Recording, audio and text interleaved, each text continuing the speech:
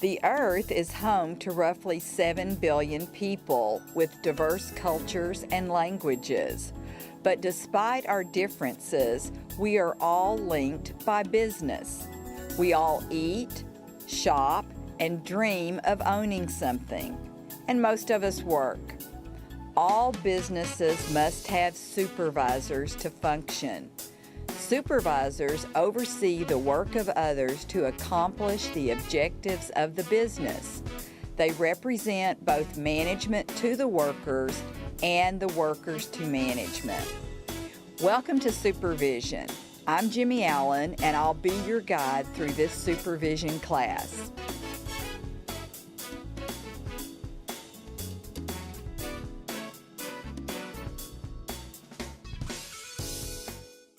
Welcome to SuperVision, Lesson 7, Performing When the Chips Are Down. There are similarities in sports and work. The sports team wants to win games. The work team wants to satisfy customers.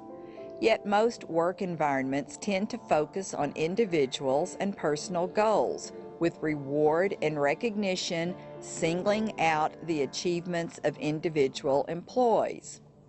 Effective supervisors build teams, using team building to improve employee performance. They are coaches who help guide, support, and motivate employees, providing necessary training when needed and recognition when earned. Employees work as a team to incorporate group accountability rather than individual accountability. The parallel between sports and work is clear. When teams in an organization are effectively coached, members are able to achieve their individual goals and those that benefit the team as a whole. Teamwork outperforms individual effort. Have you heard about the U.S. hockey team during the 1980 Winter Olympics? They were not nearly as talented as the Russian hockey team, and they knew it. So they focused on teamwork, working better as a team. They won.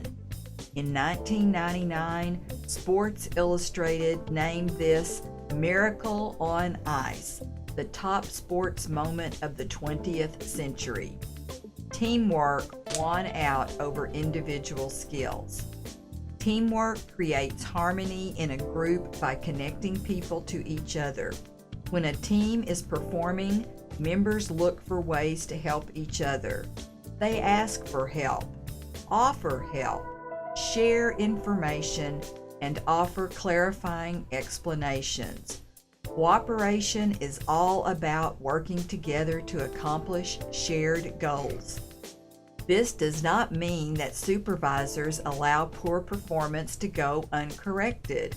If they do, employees may perceive that mediocrity is tolerated. Making mistakes and figuring out why it happened so it doesn't happen again is a valuable learning experience. Consensus building is an important aspect of team building.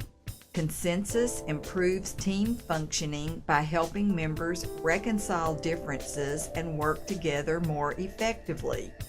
Often, when we are faced with a difficult person, a conflict can arise. In order to prevent any situations from escalating further, conflicts in the workplace need to be resolved. Conflict is not necessarily harmful in the workplace, provided it is handled by consensus or collaboration. The following scenario may seem old, but the information is still relevant today. Use it to model your own philosophy of management. You're trying to do is sneaky and underhanded, and if you think you're going to get away with it, you've got another thing coming. Sneaky and underhanded. I do all the work and you get all the benefits. This is my account. It has always been my job, and it's still my job.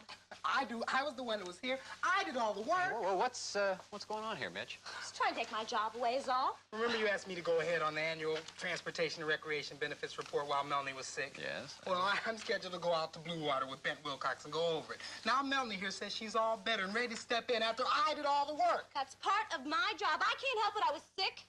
Here, take it, take it. I hope you choke on it.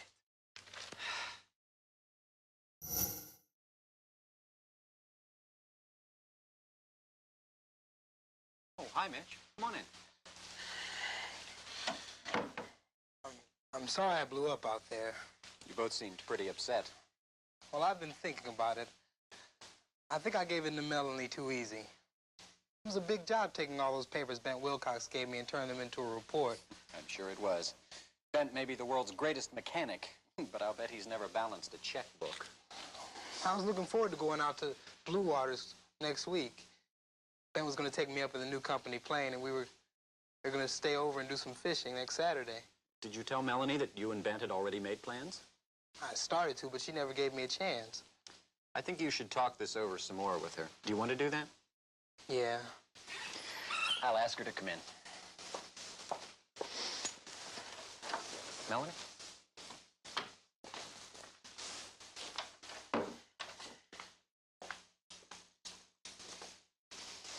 I think maybe we should discuss this matter a little further. Now, Mitch feels that he has put the work into the report and that you are going to go out to Blue Water and reap the reward, so to speak. Now, we all know that Bent goes out of his way to show a good time to people from our department because of the special help we have to give him. Doing Bent's annual report for him has been part of my job as long as I've been in this department. You inherited it, Melanie, when you took this position. Now, apparently, Mitch and Bent had already made plans for the weekend. Are you on his side? I'm not on anybody's side. I want us to work out a solution that we all can live with. Well, I can tell when I'm outnumbered. Congratulations, Mitch. You win and I lose.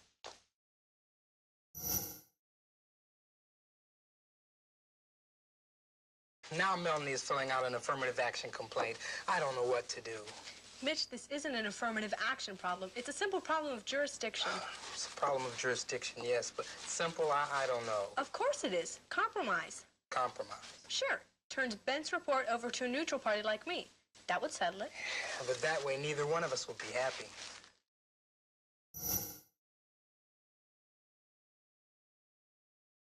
Wanted to see me, Mr. Stevens? Yes, Melanie. Sit down, please. Jason said you wanted to see me. That's right, Mitch. Have a seat, please. I don't suppose I have to tell you why I called you in here. I take it you haven't come up with a solution? No. Depends on what you call a solution. An agreement that is satisfactory to all concerned. Or past that. No, I disagree with you there, Melanie. Every problem has a solution that is satisfactory to all concerned. We just have to think and discover it. This one sure has me stumped. Well, I have an idea that I think might be fair to you both. I have here a long list of equipment in Bent Wilcox's operation. It needs to be evaluated to see if it has to be classified as business inventory for the state income tax. Well, this is one less job I'll have to do. Here is a guideline of determinations. What I suggest you do is you both go to Blue Water. You both go over the report with Bent. You both make the equipment determinations, and you both bask in the warmth of Bent's hospitality. That sounds pretty good to me. I don't know. What don't you know, Melanie? I don't know if I want to spend 3 days at Blue Water working with Mitch. You said it, Melanie. The key word here is work. Now, you both have a job to do, and I suggest you both think of that as being more important to you than any personality differences between you. Well, I'll do my best. I'm sure you will, Mitch. It's not a bad idea. I guess I can live with it. Good. Let's call it a day.